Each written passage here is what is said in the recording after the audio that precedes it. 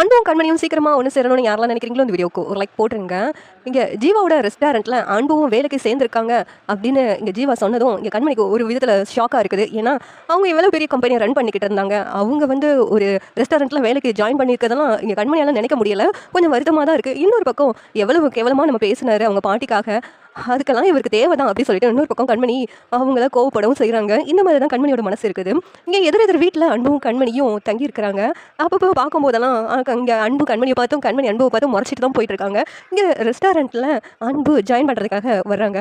ரெஸ்டாரண்ட்டில் அன்பு செஃபாக ஜாயின் பண்ணதில் அங்கே உள்ள செஃபுக்குன்னா ரொம்ப கோவமாக இருக்குது. இவன் வந்துட்டான் புதுசாக, நமக்குனே போட்டியா அப்படின்னு சொல்லிட்டு அவங்க ஃபீல் பண்ணுறாங்க. இங்கே அன்பு சமைக்கிற சாப்பாடுலாம் எல்லாமே நல்லா இருக்குது அப்படின்னு சொல்லிட்டு அவங்க கஸ்டமர்ஸ்லாம் சொல்கிறாங்க.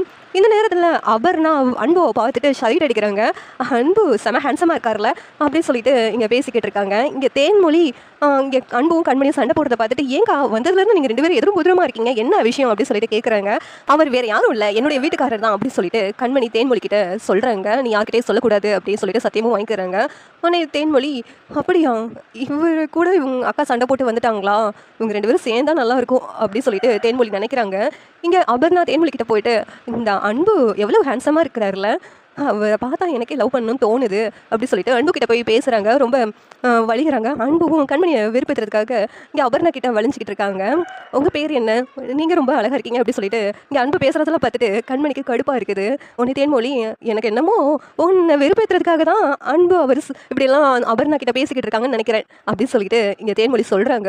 என்னதான் இருந்தாலும் இன்னொரு பொண்ணை பார்த்து இப்படியெல்லாம் வலிஞ்சிக்கிட்டு இருப்பாரா நான் இருக்கும்போதே அப்படின்னு கண்மணி சொல்லி இங்கே கோவப்படுறாங்க. அதை நீயே கேளு அப்படின்னு தேன்மொழி சொல்லிக்கிட்டு இருக்காங்க. நான் இது கேட்குறேன், கேட்க மாட்டேன் அப்படின்னு சொல்லிட்டு இங்கே அன்பு அபர்ணாவும் பேசுகிறத பார்த்துட்டு இங்கே கொஞ்சம் கடுப்பாகுது கண்மணிக்கு. இந்த சீரியல் எப்படி நல்லா இருக்கும் நீங்கள் நினைக்கிறீங்கன்னு கமெண்ட் பண்ணுங்கள். இந்த வீடியோ பிடிச்சா லைக் பண்ணுங்கள், ஷேர் பண்ணுங்கள், சப்ஸ்கிரைப் பண்ணுங்கள். தேங்க்யூ.